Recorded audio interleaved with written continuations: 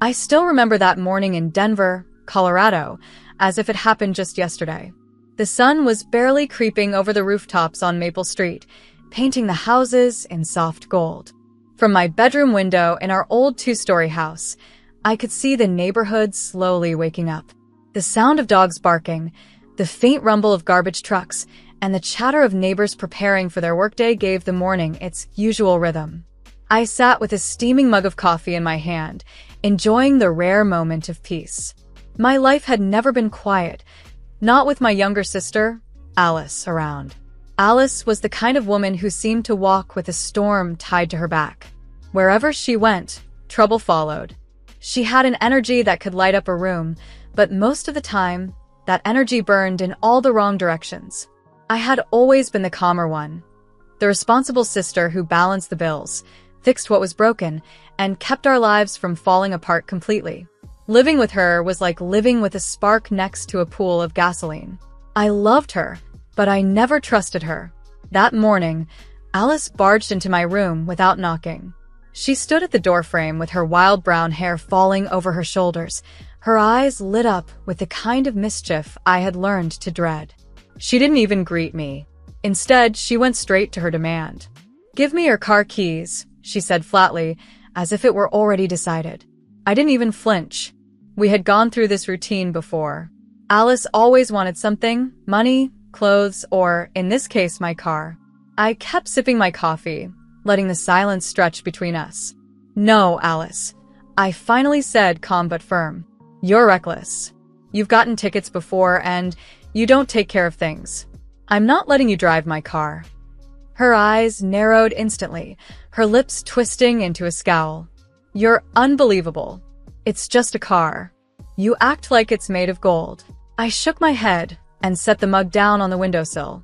"It's not just a car. It's a responsibility. Something you don't understand." She crossed her arms and stomped her foot like a child.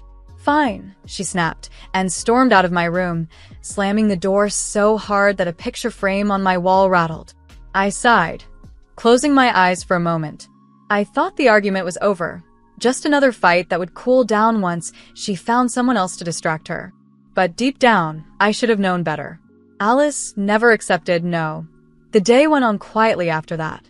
I did laundry, cleaned the kitchen, and caught up on some paperwork for my job. By mid-afternoon, I went back upstairs to grab something from my nightstand. That's when I noticed it. My car keys were gone. At first, I thought maybe I had misplaced them. I searched the dresser, the pockets of my jeans, and even the kitchen counter. Nothing. My stomach twisted, and my heart began to pound. I rushed to the window just in time to see Alice outside. She was sliding into a silver car parked at the curb, a smirk on her face like she had won some battle against me. My chest tightened as the engine roared to life. Within seconds, she sped off down Maple Street, leaving behind a trail of exhaust. At first glance, it looked exactly like my Ford, the same silver paint, the same shape, even the same tinted windows. But something about it didn't feel right. I froze at the window, my mind racing. Was that even my car? I couldn't be sure, but panic gripped me anyway. My little sister had stolen my keys, ignored my warning, and driven off into the city, like she owned the world. Hours dragged by with no sign of her return. Every tick of the clock made my nerves tighten. I tried calling her phone, but she ignored every call. Around dusk, just as the sun slipped behind the Rocky Mountains, the front door slammed open. Alice stumbled inside, her face flushed, her hair a tangled mess, and the faint smell of smoke clinging to her clothes. My heart skipped a beat. She didn't say a word at first.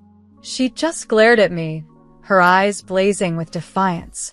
Then, without warning, she tossed the keys at me. They struck my cheek and fell onto the carpet. "Your car," she spat, her voice dripping with venom, "is no longer of any use." I bent down slowly, picking up the keys, staring at them in my hand. My heart should have sunk, but instead, something inside me cracked open, and I laughed. A deep, uncontrollable laugh spilled from my chest. Alice frowned, taken aback by my reaction. "What's so funny?" she demanded. I leaned against the wall, laughing harder, shaking my head. She had no idea, no clue about the truth she had just stumbled into. She thought she had destroyed my life by destroying my car. But the reality was far worse for her, because that wasn't my car at all. I looked at her, my laughter finally softening into a grin. She stood there confused, still breathing hard from whatever chaos she had left behind. She had no idea she had borrowed more than just trouble. She had stepped straight into a disaster waiting to happen, one that would change everything for both of us. And that, I thought to myself as I watched her storm off to her room, was only the beginning. When Alice tossed those keys at me and walked away, she believed she had ruined my world. She thought she had destroyed my car beyond repair, leaving me with nothing but ashes and regret. But as I stood there holding those keys, I couldn't stop the laughter bubbling up inside me. I laughed because I knew something she didn't. The car she had taken wasn't mine. It belonged to Officer Richard Miller, our neighbor across the street. Richard was one of those men who carried order around with him like a second skin. Every morning, he left his house at 6:30 sharp, his navy uniform pressed, so clean you could almost see a reflection in it. He'd nod politely to the neighbors as he climbed into his car, a silver sedan that gleamed under the Colorado sun. It was nearly identical to mine, so much so that even I sometimes paused before realizing which car was which. But there were differences. The polished rims, the spotless windows, the way Richard's vehicle seemed to shine as though it had never seen a day of dust. Alice, blinded by her impatience and arrogance, hadn't noticed the difference at all. Richard lived alone in that tidy house with the white porch and the blue shutters. His wife had left years ago, and with no children to soften him, he poured all his discipline into his work, his home, and his car. That car wasn't just a mode of transportation to him, it was his pride, his legacy, and perhaps even his substitute for the family he never built. He spent weekends polishing the chrome, adjusting the engine, and making modifications so intricate that most mechanics wouldn't have understood them. But what Alice couldn't possibly know was that Richard had also installed a hidden camera inside. It wasn't the bulky type you see in movies, dangling from the ceiling. No, this was a sleek black device, no bigger than a coin, discreetly tucked near the rear-view mirror. You wouldn't notice it unless you were searching for it, and Alice, reckless as always, hadn't been searching for anything. She was too busy celebrating her small rebellion against me. Later, I would learn exactly what that camera captured. Every second of her crime was preserved in crisp footage. The way she slipped into the driver's seat with that smug grin, the way she pulled out a duplicate key she must have had made months ago, and the way she revved the engine, as if daring the world to stop her. I could almost hear her laugh echoing through the speakers when the footage played back. Alice was always daring, always reckless, but this time she had crossed into dangerous territory. The camera saw her speeding down Colfax Avenue, weaving in and out of traffic like the city streets were her personal racetrack. It saw the pedestrians who jumped back onto the sidewalk, cursing her under their breath. It caught the moment her tires screeched against the pavement as she lost control, her hands gripping the wheel too late, her face flashing with panic. And then it captured the crash, the sickening crunch of metal against brick, the sudden burst of smoke, and finally, the flames licking upward as the car caught fire. I didn't witness it myself, but I saw it later through Richard's furious eyes when he showed me the footage. And even then, even knowing it was my sister behind the wheel, I felt a strange calm. Because the truth was, that car had never been mine to lose. What made the situation worse was the car's value. To anyone else, it looked like a standard sedan. Nice, yes, but not extraordinary. But Richard had spent years turning it into something far more. He had modified the engine with imported parts from Europe, reinforced the frame with specialized steel, and installed technology that wasn't even on the market yet. That car was his masterpiece, his treasure. He once bragged, though only half seriously, that if he ever sold it, it would fetch at least $2 million. At the time, I thought it was an exaggeration. But when appraisers later confirmed the figure, my jaw nearly hit the floor. $2 million. Richard had poured everything he had into that car. His savings, his pension, even a loan in pounds from his brother who lived in London. He had risked his entire future on a machine he believed would one day make him wealthy. And the cruelest twist of all, he didn't even have insurance on it. Not a dime of coverage. He always said insurance companies were a scam, that they bled hardworking men dry. He refused to hand them his money, so he carried the risk himself. And Alice, my sister, my blood, had destroyed it all in one reckless afternoon. I sat in the living room that evening, turning the keys over and over in my hands, feeling their weight like a secret pressed against my palm. Alice sulked upstairs, probably thinking I was planning my revenge. But I wasn't angry, not yet. What I felt was a mix of dread and inevitability, because sooner or later, Richard would discover what happened. And when he did, Alice wouldn't just be facing my disapproval. She would be facing the full weight of the law. As the night stretched on, I found myself pacing the hallway, staring out the window at Richard's house. His porch light glowed softly, and I imagined him inside, perhaps sipping a drink, perhaps reviewing his day's reports. Did he already know? Was he already watching the footage? My stomach churned with the thought. I thought about telling Alice the truth right then, that the car she had taken wasn't mine, that she had just committed a crime so massive it could ruin her life. But when I went upstairs and saw her sprawled across her bed, scrolling through her phone like nothing had happened, I couldn't bring myself to say a word. She had brought this on herself. She had ignored my warning, stolen what wasn't hers, and laughed in my face when she thought she had won. So I stayed silent. That night, I lay awake listening to the quiet hum of the neighborhood. My mind replayed every moment, the slam of the door, the screech of tires, the smell of smoke clinging to Alice's clothes. I knew the storm was coming. I knew Richard would not forgive, nor forget. But for once, it wasn't my responsibility to clean up her mess. This time, Alice would have to face the consequences of her choices. And as much as I loved her, I couldn't deny the smallest flicker of satisfaction that warmed my chest. She thought she had destroyed my life, but she had only destroyed her own. The knock came just as the sun disappeared behind the mountains, leaving Denver in a deep purple haze. I had been expecting it all day. Every minute that passed without it felt like a small reprieve, but I knew reprieves never last. Alice had vanished into her room hours earlier, blasting music to drown out her own guilt. I sat in the living room with the keys still in my hand, the weight of them heavy, almost burning. The knock was not gentle. It was firm, deliberate, the kind of knock that makes your chest tighten before you even stand up. I rose slowly, my legs trembling, and opened the door. There he stood, Officer Richard Miller. His uniform was crisp, his face set like stone. Two other officers flanked him, their expressions unreadable, but their presence made the air thick with authority. Richard's eyes flickered toward me for a brief moment, but he didn't linger. He wasn't here for me. His gaze snapped past my shoulder into the house, straight toward the stairs. "Alice Johnson," he called out, his voice steady, commanding, and final. "Come down here, now." For a heartbeat, there was only silence. Then footsteps. Slow at first, then quick, nervous.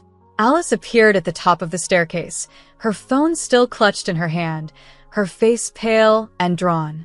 She looked between me and the officers, confusion giving way to fear. "What's going on?" she asked, her voice shaking. Richard took a step forward, his jaw tightening. "You're under arrest for theft, destruction of property, and reckless endangerment." His voice carried the weight of $2 million in flames, of years of dedication turned to ash. Alice froze. "What? "Arrest?" She laughed nervously, glancing at me as though I might explain this absurdity. "That's ridiculous. This has to be some mistake." But Richard wasn't smiling.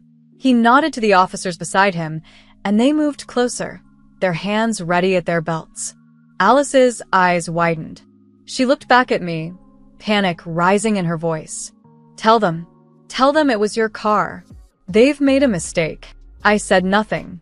I simply folded my arms across my chest, holding her gaze with my own steady silence. Inside, my heart pounded, but outside I looked calm. I had no intention of saving her this time. Alice Johnson, Richard continued, you unlawfully entered my vehicle using a duplicate key. You drove recklessly through Denver, crashed into a private building, and set my car on fire. I have footage of every second. At that, Alice's face drained completely of color. Footage, she whispered. Yes, Richard snapped. A hidden camera.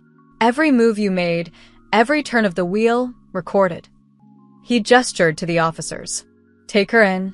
Alice staggered back a step as the two officers mounted the stairs. No, this isn't happening. She turned to me again, desperate, her voice breaking. Please help me. Say it was your car. Say something. I shook my head slowly. My voice came out low and steady, almost cold. No, Alice. Not this time. She blinked at me, stunned, as though my refusal hurt more than the handcuffs snapping around her wrists. The officers pulled her hands behind her back, the metal clinking as it locked into place. Tears welled in her eyes as she twisted toward me. You can't do this, she screamed at Richard. You can't just— I can, he cut her off sharply. And I will. The officers guided her down the stairs, her bare feet stumbling against the wooden steps. She fought them, her cries echoing through the house, but they held firm. She turned her head over her shoulder, her eyes locking on mine one last time. Please, she shouted. You're my sister. You can't just let this happen. But I stood motionless, arms folded, watching as they dragged her through the front door. My heart ached, but my resolve did not waver. For years, I had been her shield, her rescuer, the one who cleaned up her messes. But not anymore. Not with $2 million gone, not with a police officer's life's work destroyed, and not with my own dignity hanging in the balance. Outside, the flashing lights of the police car painted the street in red and blue. Neighbors peeked out from behind curtains and front porches, whispering among themselves. Alice thrashed against the officers, but it was useless. They placed her firmly in the back of the squad car, her shouts muffled by the closed door. Richard turned back to me as the car engine started. For the first time that night, his expression softened, though only slightly. You knew, didn't you? He asked. I nodded once. I did. He studied me for a long moment, then exhaled, his jaw loosening. Then you also know what she's facing. This isn't just about a car. This is about responsibility, law, and consequences. I know, I replied quietly. My voice barely carried over the hum of the engine. Richard's eyes lingered on me for another second before he turned away, his boots heavy on the pavement as he walked back to his car. He climbed in, and with a sharp turn of the wheel, the convoy of police vehicles rolled down Maple Street, taking Alice with them. And then it was quiet. I stood in the doorway, staring at the empty street, the silence of the neighborhood pressing in. The house behind me felt colder, lonelier, the shadows stretching across the walls like reminders of everything that had just unraveled. I closed the door slowly, the click of the lock sounding final, like a seal on a chapter one could never undo. For a long time, I sat in the living room in silence. The laughter from earlier was gone, replaced by a hollow ache in my chest. I thought about Alice, my sister, my family, the girl I had shared secrets with as children under the covers with a flashlight. And yet, she had grown into a woman who burned everything she touched. Still, I didn't cry. I didn't break. Because somewhere inside, I knew this had been inevitable. Alice had been playing with fire for years, and now, finally, she had been burned. When I went to bed that night, the house felt impossibly empty. I lay awake listening to the quiet hum of the city outside, thinking about the words she had screamed. You're my sister. They echoed in my ears, sharper than any siren, heavier than any verdict. But even as the guilt whispered at me, I reminded myself of the truth. I had given her every chance, every warning, every lifeline. She had chosen this path, not me. And now, the law had simply caught up with her. As I closed my eyes, I knew one thing for certain. Nothing would ever be the same again. The courtroom was colder than I expected. It wasn't the kind of cold that made you shiver. It was the kind of cold that seeped into your bones, the kind that came from silence, judgment, and the heavy presence of truth. I sat in the second row, my hands clasped in my lap, while Alice stood at the front in her plain gray suit, her wrists no longer bound but her future still chained. The judge's voice was steady, measured, and merciless as he read out the sentence: several years in prison for theft, reckless endangerment, and destruction of property. The room seemed to shrink around me. I could hear the shuffle of papers, the faint coughs from spectators, the scratching of pens recording every word. Alice turned her head once, her eyes finding mine. They were filled with something that looked like betrayal, but beneath it, I caught a flicker of fear.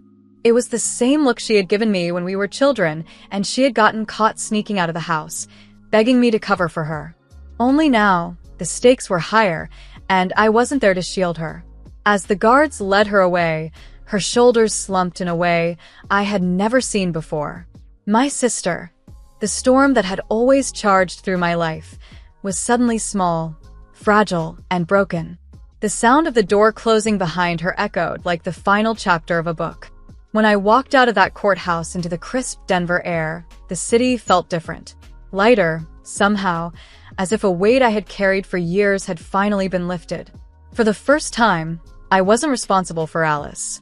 I wasn't chasing after her mistakes or trying to patch up the holes she left in our lives. The silence around me was no longer frightening, it was freeing. Back at our house on Maple Street, I sat in the living room, staring at the walls that had heard every fight, every plea, every late-night argument with Alice. The house suddenly felt too big, too filled with ghosts of a past I no longer wanted to hold on to. That night, I made my decision. I would sell it. It took months of paperwork, negotiations, and endless tours with potential buyers, but eventually, the house sold. The final check came in at just under $300,000, though after debts and fees, I walked away with about $120,000. Combined with the savings from my steady job, it was enough to start fresh. I packed my belongings, just the essentials. Old photo albums, a few books, clothes, and my favorite mug. Everything else I left behind. As I closed the door one last time, I didn't look back. Maple Street had been the setting for too many battles, too many scars. It was time to let it go. I moved to Chicago, Illinois, a city that felt alive in a way Denver never had. With the money, I bought a cozy apartment overlooking Lake Michigan. It wasn't extravagant, just 2 bedrooms, wooden floors, and a balcony that caught the morning light, but it was mine. Mine alone. No shared arguments, no slammed doors, no laughter turning into shouts. Just quiet, steady peace. The first few weeks in Chicago were a blur of discovery. I walked the streets of the city, letting myself get lost among the towering buildings and bustling crowds. I visited the Art Institute and stared at paintings for hours, marveling at the colors that seemed to tell stories of their own. I drank coffee in tiny corner cafes where no one knew my name, and I liked it that way. I strolled through Millennium Park, listened to street performers, and sat by the lake with the wind tangling my hair. For the first time in my life, I wasn't living for someone else. I was living for myself. It wasn't always easy. Some nights, the loneliness crept in. I'd lie awake in my apartment, the city buzzing outside, and think of Alice. I wondered how she was adjusting, if she was angry, or if she finally realized the depth of what she had done. Part of me wanted to write her, to tell her I still loved her despite everything, but each time I picked up a pen, I stopped. Not yet. Maybe not ever. Instead, I leaned into new beginnings. I reconnected with an old friend, Emily, who lived in New York. She invited me to visit, and with the freedom I now had, I booked a ticket without hesitation. In New York, we walked through Central Park, laughed over late-night pizza, and stood at the top of tall buildings watching the city stretch endlessly below us. Emily told me she hadn't seen me this happy in years, and I realized she was right. Life wasn't perfect, but it was mine. Every choice I made was mine, every step forward unshadowed by Alice's recklessness. I began saving again, not out of fear, but out of hope. Hope for travel, for a future, maybe even for love. The weight I carried had transformed into something lighter, something like possibility. Alice had always been a storm in my life, unpredictable and destructive, pulling me into chaos I never asked for. But storms, no matter how fierce, always pass. When they do, the sky clears and the air feels new. That's what I held on to in Chicago, that sense of clarity, of renewal. One evening, as I sat on my balcony watching the sunset spill across Lake Michigan, I realized something important. All those years I had spent laughing at Alice's mistakes, brushing them off, covering for her. I had been using laughter as a shield. Because sometimes laughter is the only answer when the truth is too heavy for tears. But now, I wasn't laughing at pain anymore. I was laughing at the beauty of being free, at the simple joy of watching the sun sink into the water, at the promise of tomorrow. America had always felt big to me, almost too big, filled with roads that stretched farther than I could imagine. But now, I saw it differently. America was not just big, it was endless in its chances. Every street was a beginning, every city a possibility. And for the first time in my life, I was ready to embrace it all. As the last light faded that evening, I whispered into the quiet, "This is my life now." And I smiled, knowing it was true.